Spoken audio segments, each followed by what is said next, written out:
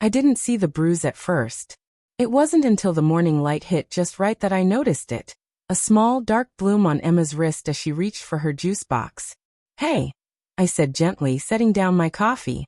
"What happened there, sweetheart?" She froze. A 6-year-old shouldn't know how to freeze like that. Her gaze flicked toward the kitchen, where Mark, my ex-wife's new husband, stood rinsing a plate. Her mouth opened as if to answer, but only silence came out. Finally, she murmured, "I fell," staring down at her cereal. I looked at Mark. He smiled too fast, too wide. "Kids," he said lightly, "always bumping into something." The sound of dishes clinking filled the air, hollow and sharp. A cold feeling twisted in my gut. It wasn't the first time Emma had come home with marks that didn't match the story. Last week it was a bruise on her leg.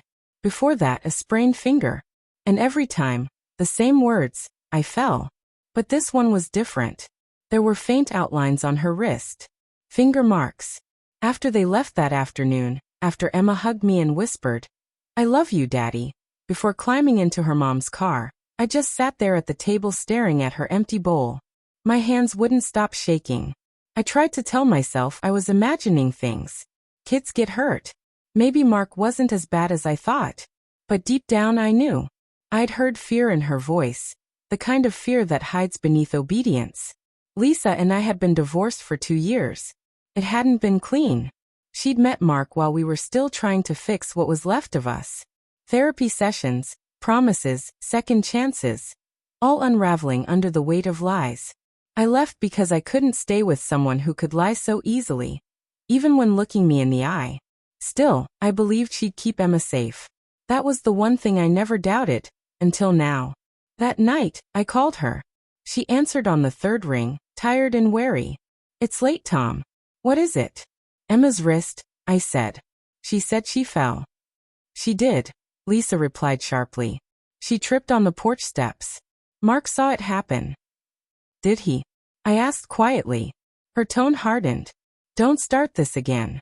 You're always suspicious of him." She seemed scared. I said. "You're reading into things," she snapped. "You always do. Stop projecting your issues with Mark onto Emma." "My issues?" My voice cracked, anger simmering. "Lisa, she's 6 years old. If he..." "Nothing's happening," she shouted, cutting me off. "You need to stop. You're making this worse." The line went dead. For days I couldn't think of anything else.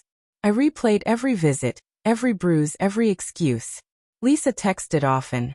Cheerful, distant messages about how Emma was fine, how Mark was great with her, how I needed to move on. Then Thursday came. A teacher from Emma's school called. "Mr. Davis," he said, his voice uneasy. "Emma had an accident. She's at the hospital. They think her arm is broken." My stomach dropped. "What happened?" "She said she fell down the stairs," he replied carefully. "But she seemed frightened. Wouldn't say much." By the time I reached the hospital, Lisa was pacing the hallway, mascara streaking her cheeks. "She fell," she blurted the moment she saw me. "The doctor said it's just a fracture." I walked past her without answering. Emma sat up in bed, her little arm wrapped in white plaster. Her eyes were puffy, her cheeks stained with tears. When she saw me, she whispered, "Daddy." I knelt beside her. "Hey, sweetheart. Can you tell me what happened?" She hesitated, her eyes darting toward the door, toward Mark, who stood there with his arms crossed, watching us. "It's okay," I whispered. "You can tell me the truth." Tears spilled down her face. Her voice was so soft I almost didn't hear it. "He said if I tell you, he'll break the other one." The world went silent. My pulse thundered in my ears. Slowly, I turned to face him. "What did you just say?" I asked, my voice low, shaking with rage. Mark's lips curled into a smirk. "Careful, Tom. Don't make a scene in front of your kid." Lisa grabbed my arm. "Stop, please." But I couldn't. "You touched my daughter," I hissed. Mark leaned close enough for only me to hear. "Watch it. You already lost her once. Don't make it worse." Something inside me broke. I grabbed him by the collar and slammed him against the wall. Nurses rushed in, shouting. Hands pulled me back, but I couldn't hear them. All I could see was Emma, terrified, trembling, watching everything. The police were called. I was escorted out. Lisa screamed that I was unstable, that I needed help. But I'd already made the call that mattered, to Child Protective Services. And this time I had proof. The nurse had seen Emma flinch when Mark walked in. The doctor had documented her injuries. 3 days later, my phone rang. Mr. Davis, Emma is safe. She's been removed from the home. An investigation is underway. I broke down right there in the car, tears shaking, the kind of release that feels like breaking apart and healing at the same time. Weeks passed. Then Lisa called. Her voice was thin, empty. They took Mark in, she said. He confessed. Said he was just disciplining her. I didn't know, Tom. I swear I didn't know. I wanted to scream, to ask how she could have been so blind. But the anger drained out of me, leaving only sorrow. She trusted you, I said quietly. We both did.